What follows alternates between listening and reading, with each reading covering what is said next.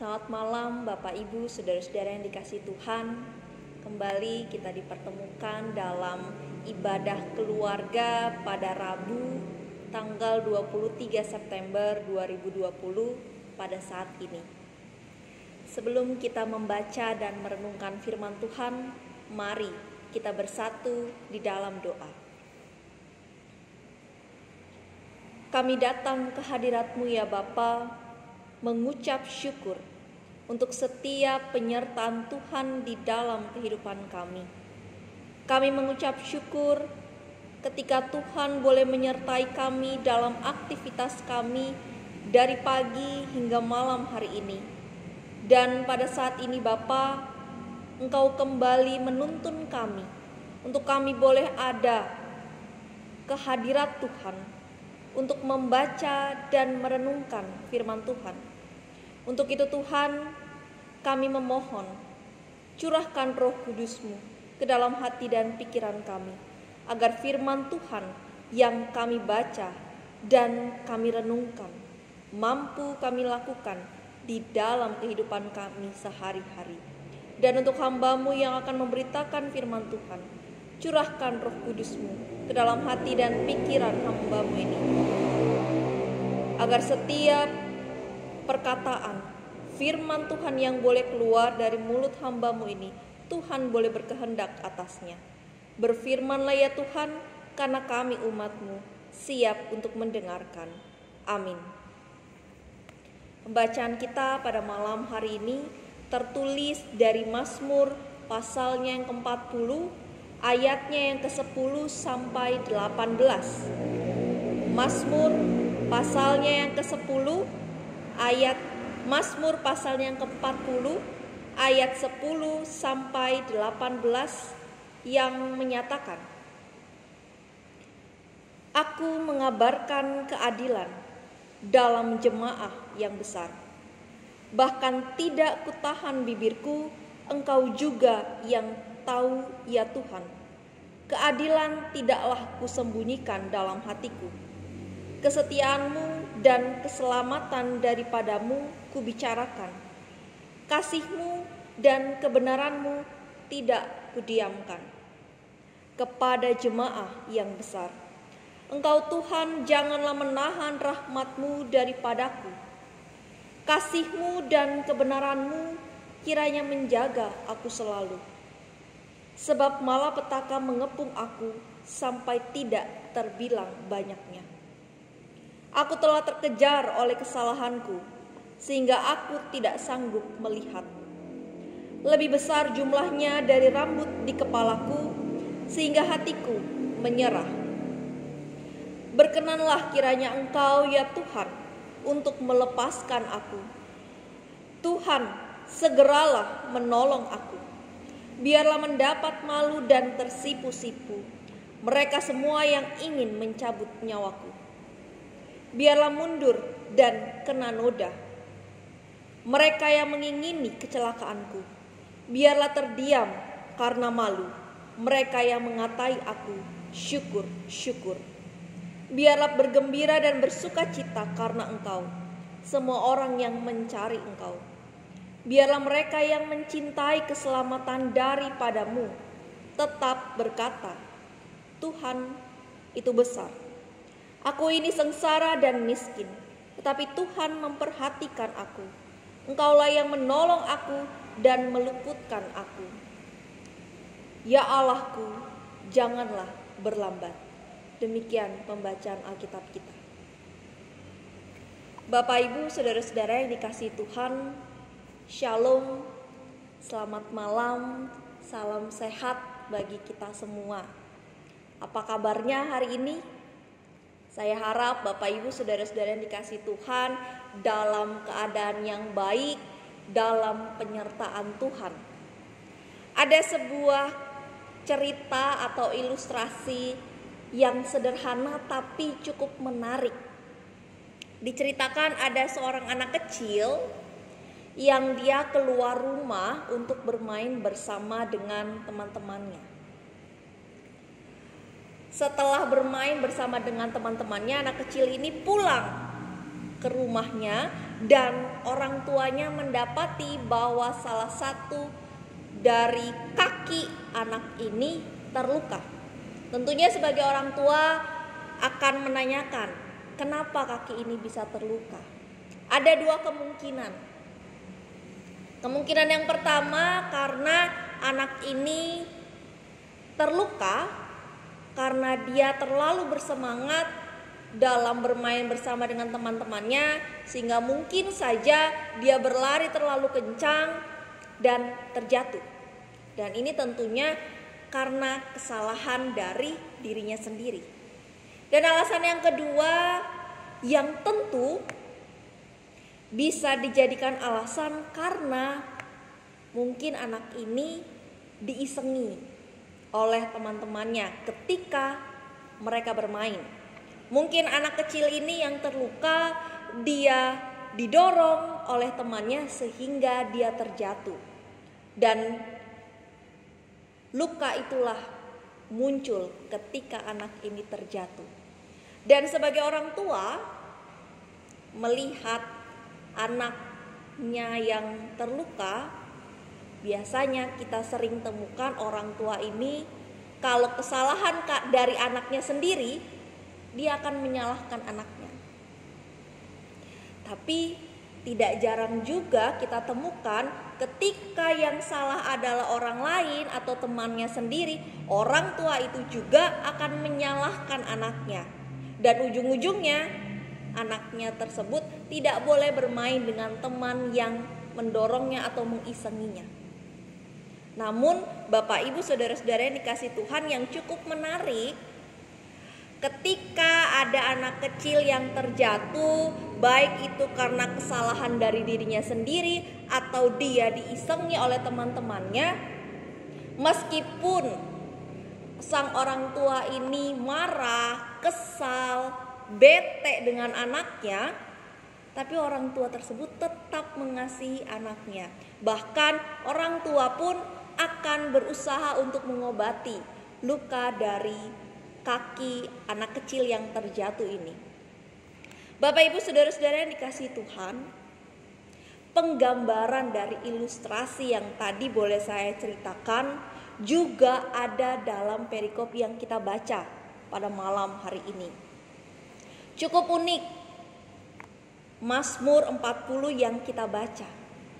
Daud yang menjadi penulis dari Mazmur pasalnya yang ke-40 ini mencoba untuk menggabungkan antara ungkapan syukur dari dirinya dan permohonan meminta tolong kepada Allah. Kalau kita baca dari ayatnya yang pertama sampai ayatnya yang ke-9, tentu Mazmur atau perikop yang kita baca pada ayatnya yang ke-10 sampai ke-18 ini tidak bisa dipisahkan dengan ayatnya yang pertama. Dan ayatnya yang pertama sampai ke-9 kita diperlihatkan bahwa Mazmur atau Daud dalam pengalaman hidupnya, dia mengucap syukur kepada Allah karena Allah telah memberikan banyak berkat kepada dirinya. Dan pada perikop yang kita baca pada ayat yang ke-10 sampai 18, kita disuguhkan akan dua hal. Yang pertama, kita disuguhkan dari ayat yang ke-10 sampai ke-11 bahwa Mazmur ataupun Daud yang menulis mengungkapkan ungkapan syukur atas berkat, atas kebaikan, atas keadilan, atas kesetiaan dari Allah yang dia sembah. Dan Mazmur mengungkapkan syukur itu lewat nyanyian. Namun ketika kita beranjak pada ayatnya yang ke-12 sampai ayatnya yang ke-16, kita justru disuguhkan sebuah pengalaman dari Daud. Pengalaman ketika dia berada dalam kesusahan, ketika dia berada dalam masalah, ketika dia berada dan merasakan malapetaka dalam hidupnya. Dan tentunya Mazmur ataupun Daud yang menjadi penulis, dia merasakan dia mengalami sebuah situasi bahwa dirinya membutuhkan pertolongan dari Tuhan. Dan untuk itulah lahir ayatnya yang ke-12 sampai ayatnya yang ke-18, dia meminta pertolongan Allah. Mazmur melihat bahwa situasi dan kondisi ketika dia ada dalam masalah, dia ada dalam malapetaka, dengan kerendahan hati pemazmur, dia mengakui bahwa malapetaka itu, masalah itu tentu karena dia melakukan sebuah kesalahan. Tentu Bapak Ibu saudara-saudara yang dikasihi Tuhan, untuk sampai pada pengakuan itu adalah hal yang susah. Dan dalam perikop yang kita baca, malapetaka itu seperti dalam ilustrasi yang tadi saya ceritakan, ada dua alasan. Bisa saja karena kesalahan dari dirinya sendiri, tapi bisa juga karena kesalahan dari orang lain. Dari diri sendiri ataupun dari orang lain, Mazmur datang ke hadirat Tuhan, mau meminta pertolongan dari Tuhan. Dan kalau kita mau lanjut membaca pada ayat yang ke-17 sampai 18, meskipun ada dalam situasi dan kondisi malapetaka, masalah, tantangan, tapi dengan keyakinan oleh pemazmur, dia memahami, dia mengakui bahwa Allah tetap akan menolong dia. Dan kalau kita baca pada ayatnya yang ke-18 pada bagian yang terakhir dikatakan, "Ya Allahku, janganlah berlambat." Sebuah pengakuan bahwa Allah yang dia sembah, Mazmur yakini, tidak pernah berlambat dalam bekerja. Dia selalu tepat pada waktunya. Dan inilah pengalaman iman yang boleh pemazmur ceritakan dan ia tuliskan dalam nyanyian syukur dan doanya. Bapak Ibu saudara-saudara yang dikasihi Tuhan, dari perikop ini kita kembali diingatkan akan dua hal. Yang pertama, kalau pemazmur mencoba menggabungkan antara ungkapan syukur dan doa permohonan, itu kembali mengingatkan kita bahwa dalam kehidupan kita saat ini, hidup manusia itu tidak hanya mulus-mulus saja.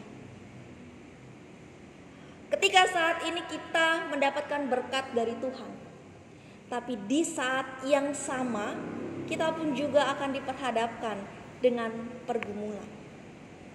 Dan ini yang mau coba diceritakan oleh pemazmur dari pengalaman hidupnya. Namun satu yang pasti, ketika hidup penuh dengan masalah itu tentu kadang datangnya dari diri kita sendiri, ataupun kadang dari lingkungan tempat kita berada. Dan untuk itu pemazmur mau mengingatkan kita, coba lihat lagi lebih dalam. Apakah masalah-masalah, tantangan-tantangan, malapetaka yang ada dalam kehidupan kita itu asalnya dari diri kita sendiri atau dari sekeliling kita? Tentu proses ini butuh pendewasaan yang baik, butuh kerendahan hati dari diri kita. Kalau memang sebuah masalah dalam kehidupan kita itu asalnya dari diri kita, maka akui itu. Namun dalam kehidupan kita saat ini, kita sering sekali justru menyalahkan orang lain. Justru kita menjadi batu sandungan, tidak hanya bagi diri kita sendiri, tetapi juga menjadi batu sandungan bagi orang lain. Kita merasa bahwa diri kita adalah orang yang benar. Kita merasa bahwa apa yang kita lakukan itu sudah yang baik. Padahal bisa saja apa yang kita lakukan itu justru mendatangkan sebuah masalah. Untuk itu pemazmur mau kembali mengingatkan dirinya, mau merendahkan hati, merendahkan diri untuk mengakui, ya memang masalah atau malapetaka ini datangnya dari kesalahanku. Untuk itu aku mau datang ke hadirat Tuhan, memohon ampun, mau bertobat, sehingga Tuhan mau datang untuk menyelamatkan aku. Dan poin yang kedua yang kembali kita mau diingatkan dari perikop kita pada malam hari ini, mau kesalahan itu datangnya dari diri kita ataupun orang lain, ketika kita merendahkan diri, ketika kita mau mengakui segala sesuatu yang terjadi dalam diri kita, ketika kita mau berserah kepada Tuhan, maka Tuhan akan membukakan segalanya untuk kita. Tuhan akan memberikan yang terbaik untuk kita. Tuhan akan menolong kita untuk luput dari segala permasalahan. Untuk itu, Bapak, Ibu, saudara-saudari yang dikasihi Tuhan, mari rendahkan diri dan teruslah bersyukur. Sama seperti judul perikop yang Lembaga Alkitab Indonesia berikan pada pasalnya yang ke-40, syukur dan doa. Mari teruslah bersyukur. Mari teruslah rendahkan diri. Karena Tuhan akan selalu ada bersama dengan kita ketika kita berserah kepadanya. Tuhan memberkati kita. Amin. Mari kita bersatu di dalam doa. Bapa di dalam surga, kami bersyukur Tuhan, ketika malam hari ini di tengah aktivitas yang boleh kami lakukan dari pagi hingga malam hari ini, Tuhan kembali mengingatkan kami untuk kami boleh kembali datang ke hadirat Tuhan, untuk kami boleh kembali membaca dan merenungkan firman Tuhan. Dan pada malam hari ini Tuhan, Engkau kembali mengingatkan kami untuk selalu datang mengucap syukur dan selalu memohon pertolongan daripada Tuhan. Melalui pemazmur Daud pada malam hari ini, kami kembali diingatkan untuk terus merendahkan diri kami, mengakui segala kesalahan yang telah kami lakukan dan itu menimbulkan masalah dan malapetaka dalam kehidupan kami. Mampukan kami Bapa, agar kami dapat lebih dewasa, lebih berani di dalam mengakui setiap kesalahan, setiap dosa yang ada dan telah kami lakukan. Bapa di dalam surga, mampukan kami juga Bapa, untuk kami boleh mengampuni orang-orang di sekeliling kami yang melakukan tindakan-tindakan yang tidak menyenangkan hati kami. Dan mampukan kami Bapa untuk dapat terus berserah kepada Tuhan ketika kami ada dalam pergumulan. Karena iman percaya kami meyakini bahwa dalam keadaan apapun, dalam kondisi apapun, Tuhan akan selalu ada bersama-sama dengan kami. Dan pertolongan dari Tuhan akan selalu tepat pada waktunya. Bapa di dalam surga, di malam hari ini untuk kesekian kalinya kami melakukan ibadah secara daring. Di tengah kondisi pandemik COVID-19 ini, Bapa di dalam surga, meskipun demikian kami yakin dan percaya persekutuan umat Allah Jemaat Zebaot Bogor boleh Tuhan terus pertambahkan, boleh Tuhan terus kuatkan. Untuk itu Tuhan, meskipun kami terpisah satu dengan yang lainnya, malam hari ini kami kembali datang ke hadirat Tuhan, menyatukan hati kami untuk saling mendoakan satu dengan yang lainnya. Kami mendoakan untuk saudara-saudara kami yang saat ini dalam kelemahan tubuh. Tuhan memulihkan mereka, berikan pemulihan yang terbaik yang asalnya daripada Tuhan. Untuk keluarga-keluarga mereka yang boleh senantiasa setia mendampingi anggota keluarga mereka yang sakit, Tuhan juga berikan kekuatan dan kesehatan. Kami juga berdoa untuk setiap jemaat Tuhan yang saat ini dalam pergumulan, baik pergumulan pribadi ataupun keluarga. Tuhan mau kuatkan mereka, berikan kekuatan, berikan sukacita, dan mampukan mereka untuk terus datang kepada Tuhan, meminta pertolongan daripada Tuhan.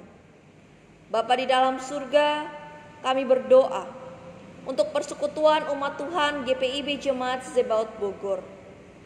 Kiranya Tuhan memberkati setiap pelayan-pelayan Tuhan yang boleh Tuhan tempatkan di GPIB Jemaat Zebaot Bogor. Dan tentunya kiranya Tuhan juga boleh memberkati kami sebagai warga jemaat yang menjadi bagian dari persekutuan umat Tuhan ini. Mampukan setiap pelayan ataupun warga jemaat untuk kami dapat menjaga persekutuan umat Tuhan ini dengan baik. Mampukan kami Bapa, untuk kami boleh terus menyerahkan diri kami untuk melayani Tuhan dengan segenap hati kami. Bapa di dalam surga, kami juga mau berdoa untuk saudara-saudara kami yang dalam beberapa waktu yang lalu telah ditinggalkan oleh orang-orang yang mereka kasihi. Kami yakin dan percaya Tuhan yang memberikan penghiburan sejati bagi mereka. Dan pakai kami juga Bapa sebagai alat-Mu untuk memberikan penghiburan bagi saudara-saudara kami, bagi keluarga-keluarga yang ditinggalkan oleh orang yang mereka kasihi. Bapa di dalam surga, ketika kami ada dalam sebuah persekutuan umat percaya, kami juga memahami bahwa kehidupan kami juga ada dalam lingkungan bermasyarakat. Untuk itu Tuhan, kami mendoakan bangsa dan negara kami Indonesia, untuk para pemimpin, baik mereka yang ada di pusat maupun mereka yang ada di daerah. Kiranya Tuhan boleh memberikan hikmat dan kebijaksanaan agar dalam menjalankan setiap tugas dan tanggung jawab mereka, setiap keputusan yang boleh mereka ambil, Tuhan boleh berkehendak atasnya. Kami juga berdoa secara khusus untuk mereka yang berada di garda terdepan, dokter, suster, relawan, para medis, aparat negara. Kiranya Tuhan boleh memberikan kekuatan kesehatan bagi mereka, agar di dalam menjalankan tugas dan tanggung jawabnya menanggulangi pasien-pasien COVID-19, mereka dapat melakukan semua itu dengan baik. Dan mereka juga berada dalam kondisi yang sehat. Dan ingatkan kami juga Bapa, agar kami boleh menaati setiap protokol-protokol kesehatan dengan baik. Bapa di dalam surga, kami mau menyerahkan kehidupan kami ini ke dalam tangan kasih Tuhan. Di dalam nama anak-Mu Yesus Kristus, Tuhan dan Juru Selamat kami berdoa. Amin. Demikian pelayanan firman dalam ibadah keluarga pada malam hari ini. Tetap jaga kesehatan. Tuhan Yesus memberkati kita.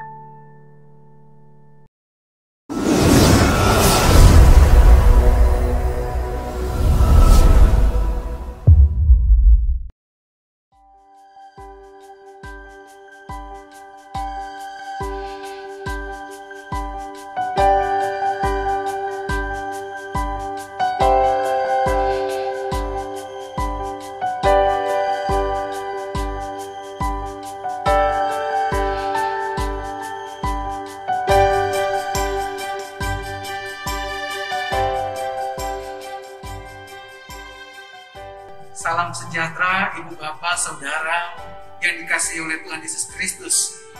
Warga jemaat GPIB Sebaot Bogor. Saya Pendeta Lian Sihotang selaku Ketua Tim Satgas COVID-19 Sebaot Bogor. Dalam hal ini menyampaikan bahwa dalam waktu yang belum ditentukan, kita belum dapat menentukan waktu atau jadwal ibadah tatap muka di gereja. Nanti akan ada pengumuman lebih lanjut lagi berkaitan dengan ibadah tatap muka tersebut. Namun, dalam hal ini kami akan memberikan atau menyajikan sosialisasi tentang protokol kesehatan di dalam peribadatan yang sekiranya ke depan akan menjadi panduan kita atau menjadi kebiasaan baru normal kita. Kiranya Ibu Bapak Saudara kita sekalian dapat sama-sama menyimak dan dapat memperhatikan langkah demi langkah sehingga kita betul-betul dapat melakukan yang terbaik, menghadirkan kondisi yang terbaik, dan tentu semua ini hanya untuk hormat dan kemuliaan nama Tuhan. Tuhan Yesus memberkati. Selamat menyaksikan.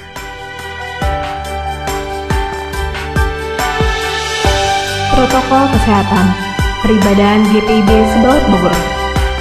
Shalom Jemaat GPIB Sebaot Bogor.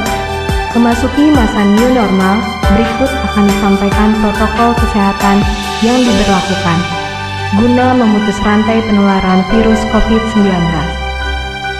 Tempat cuci tangan tersedia di sebelah kiri kanan pintu masuk utama gedung gereja, pintu masuk GSG 1 dan pintu masuk GSG 2. Rambu-rambu protokol kesehatan. Patuhi semua rambu-rambu protokol kesehatan yang terdapat di setiap area gereja. Penyemprotan disinfektan dilakukan setiap seminggu 2 kali dan akan dilakukan setiap setelah peribadahan dalam gedung gereja. Pengisian form kehadiran. Jemaat diharapkan untuk mengisi form guna mendapatkan nomor tempat duduk.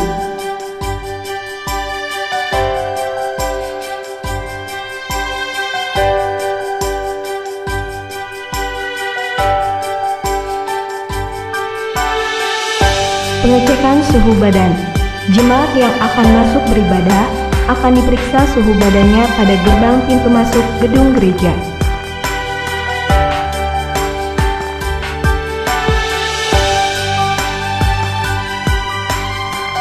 Penanganan khusus.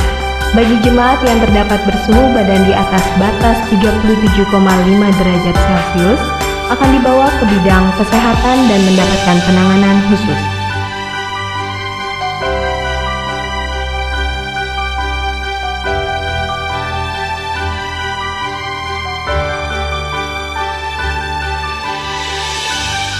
Informasi parkiran. Mobil diparkir di sebelah kiri gedung gereja dan motor di sebelah kanan gedung gereja.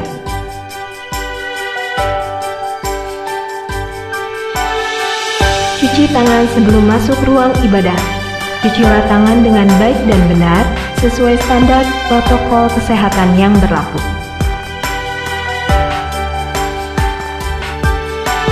Registrasi nomor duduk. Meregistrasi barcode yang sudah didapat setelah mengisi form di rumah untuk mendapatkan nomor tempat duduk. Memberikan persembahan. Guna terhindar dari bersentuhan, persembahan diberikan di awal sebelum masuk ke ruang ibadah.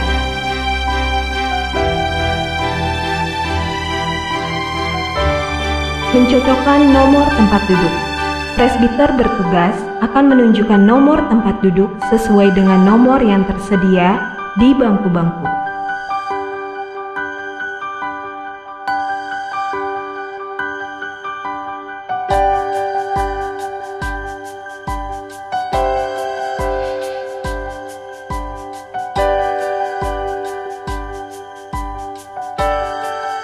Selamat hari Minggu. Tuhan Yesus memberkati kita. Proses keluar ruangan dengan dipandu oleh presbiter bertugas, jemaat yang duduk paling belakang, sudut terluar yang keluar terlebih dahulu.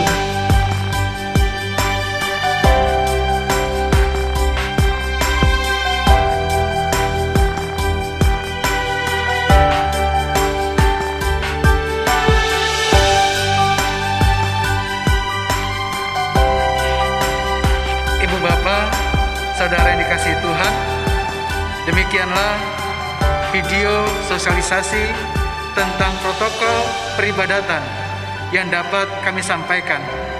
Kiranya ini boleh menjadi panduan untuk kita sama-sama untuk di waktu ke depan kita akan bersama-sama mengikuti peribadahan tatap muka.